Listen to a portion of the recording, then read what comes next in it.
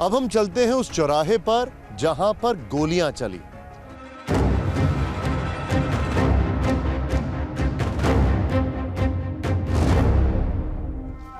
वही तो है चौराहा बस।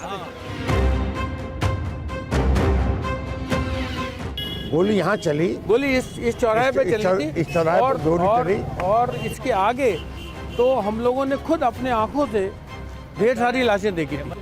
शरद कोठारी, राम कुमार कोठारी यहीं तो मरे। वो आगे की गली में। लाल कोठी।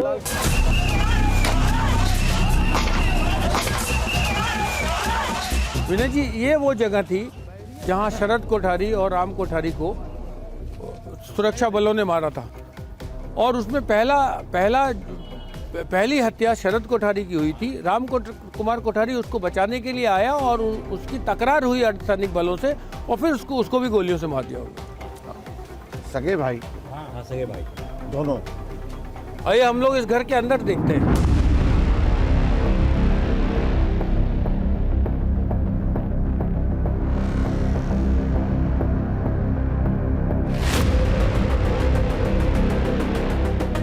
यही वो घर था जहां गोली से घायल कार सेवकों को ला के दूसरे कार सेवक प्राथमिक चिकित्सा के लिए रख रहे थे।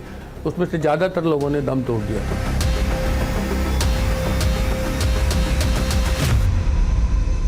अयोध्या के श्री राम अस्पताल से दोपहर बाद अशोक सिंघल जी फरार हो गए। दूरदर्शन और आकाशवाणी का कहना था कि सिंघल गिरफ्तार हो गए हैं। शाम तक वो लोग ये बात कह रहे थे कि सिंघल जी गिरफ्तार हो गए हैं और सिंघल जी इसी जगह आके और इस मकान के इस कमरे में उन्होंने अपना केंद्र बनाया। वो यहीं छुपे थे, यहीं से वो रणनीति दूसरे दिन की बना रहे थे। लेकिन शासन का कहना था, शासन का दावा था कि सिंघल जी गिरफ्तार हो गए हैं, वो फरार थे।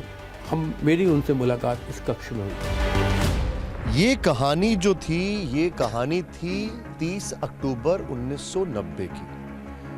अगली तारीख है 2 नवंबर 1990, जब गोलियां चलती हैं, कार सेवकों का खून बहता है और उस घटना का गवाह बनता है दिगंबर अखाड़ा।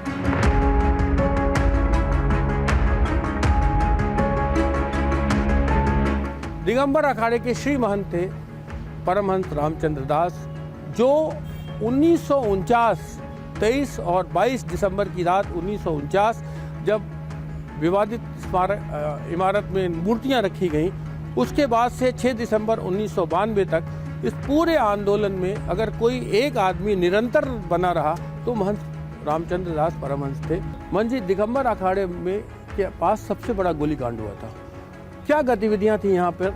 सरकार की आंखों में यह अखाड़ा क्यों खटक रहा था? नहीं, वो सरकार परेशान थी। सब मंदिरों के अंदर कार सेवकों को रहने की व्यवस्था की गई थी। दिगंबर अखाड़ा एक प्रमुख था। महाराज जी के कहने पर सब जगह व्यवस्थाएं बन गई थीं। बड़ा भारी योगदान था उनका। लोग आते थे, सबको खिलाते पिलाते थे। कार सेवक कोई भूखा न जाए यहाँ से, ये व्यवस्था थी। वो काम करते थे। ये ठीक है, व्यवस्था उनको कराई गई। हाँ, व्यवस्था कराई गई। 30 अक्टूबर को तो कार सेवक वहाँ तक पहुँच गए थे। 30 अक्टूबर को कार सेवक राम जन्म स्थान तक पहुँच गए थे। वहाँ पर गोली चलाने का मतलब फिर भी कुछ जायज़ था सरकार की तरफ से। पर 2 नवंबर को तो कार सेवकों का जत्था इस हाईवे को पार भी नहीं कर पाया था। तो 2 नवंबर का जो गोलीकांड है वह अकारण सा लगता है। क्यों किया? 2 नवंबर को जो कार सेवक, देखिए गोली चलाने के 2 ही काम थे, या तो वायलेंस होता, या भीड़ हिंसा पर उतारू होती, या भीड़ कायदा तोड़ रही होती। भीड़ उस बैरियर को पार भी नहीं कर रही थी। भीड़ इन गलियों में बैठी हुई रामधुन गा रही थी। ऐसे में गोली चलाए जाने का क्या मतलब था? मुलायम सिंह डर गए थे, परेशान थे। उनको लगा गोली चलाने से ये हटेंगे, ऐसे नहीं होंगे। तो सारा आदेश मुख्यमंत्री कोर्ट से आता था। सीआरपी यहाँ लगी हुई थी। उनके कमांडेंट को वहाँ से आदेश आता था, वो काम करते थे। गोली तो मुलायम सिंह के कहने पर चली। मुझे लगता है कि दूसरे रोज जो 2 नवंबर को गोलियां चली, वह सिर्फ सेकुलरिज्म के चैंपियनशिप की लड़ाई थी कि नहीं, मैंने गोली चलाई, मैंने वहां नहीं जाने दिया, ढांचे की हिफाजत मैंने की है, सेकुलरिज्म का चैंपियन मैं हूं। यह उसके मूल में रहा होगा, क्योंकि अकारण गोली चलने का आपको क्या कारण लगता है? ऐसा है, आप जो बोल रहे हैं ये बात भी सच है। इसके अलावा एक और बात सच है कि जो 30 अक्टूबर को जो फोटो छपे कि कार सेवक गुंबद पर चढ़े और झंडा वहां पर फहरा दिया, तो वो जो चित्र था वो सरकार का इकबाल गया उससे। सरकार का इकबाल चला गया। तो ये देखिए, केवल सीआरपी नहीं थी, बीएसएफ थी। हमने अपनी इतने लंबे पत्रकारिता के जीवन में कहीं पर भी इस तरह के कार्यक्रम में बीएसएफ लगाने का नहीं देखा। मैंने बहुत से दंगे देखे हैं, तो बीएसएफ के लोग अपने हथियार लेकर के छतों पर खड़े थे। तो एक तरह से वो खींच जो थी, इतना मुलायम सिंह को खींच और हताशा ने गोली चलवाई। हताशा, अपमानित अपने को उन्होंने महसूस किया, जबरदस्ती चलवाया, क्योंकि कोई वायलेंस का तो संभावना थी ही नहीं। तो उस दिन जो 2 नवंबर को जो गोली चली अकारण, और डिस्ट्रिक्ट मजिस्ट्रेट को पता नहीं था कि रामचरण श्रीवास्तव को खुद नहीं मालूम था कि गोली चलेगी। रामचरण श्रीवास्तव उस दिन इस बात से दुखी थे। हाँ, दुखी थे। कलेक्टर इस बात से दुखी थे कि मेरे बगैर आदेश की गोली चलाई गई, और शायद यही वजह थी कि उस शाम वो छुट्टी पर चले गए। हाँ, छुट्टी पे चले गए। और क्योंकि और फैजाबाद के सीडीओ जो प्रभाष झा थे, उन्हें जिलाधिकारी का कार्यभार दिया गया था। त्रियुग जी आप उस दिन वहाँ थे, उस लाल कोठी के पास, जहाँ गोली से घायल सबसे ज्यादा लोग थे और जहाँ सबसे ज्यादा लोग मारे गए। क्या देखा था आपने उस दिन? उस दिन कार सेवक जो है बैठ के जमीन पर एक दूसरे से गुथे हुए थे, और वो टीयर गैस से बचने के लिए सफ़ेद रंग का चूना ये सब चेहरे पर भी लगाए थे, जिससे बचाव हो जाए। वो लोग आगे जमीन पर कछुआ चाल की तरह से आगे बढ़ रहे थे। पुलिस वहाँ से आई, उनको बढ़ने नहीं दे रही थी।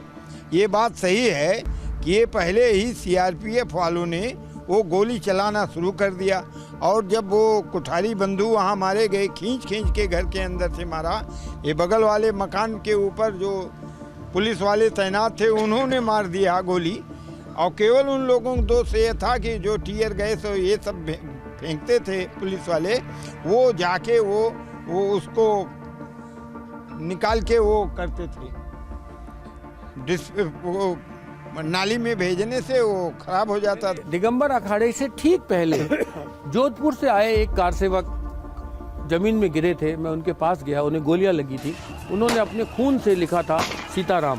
ये उनका नाम था या वो अंतिम अवस्था में प्रभु को स्मरण कर रहे थे, ये तब तक नहीं पता चला। मैंने बाद में बहुत कोशिश की, लेकिन उनका नाम कुछ और था शायद। नहीं, वो भाव विह्वल थे। मतलब वो अंतिम उसमें वो राम काज के लिए आए थे। उनके नाम के आगे केवल जोधपुर लिखा था। हाँ।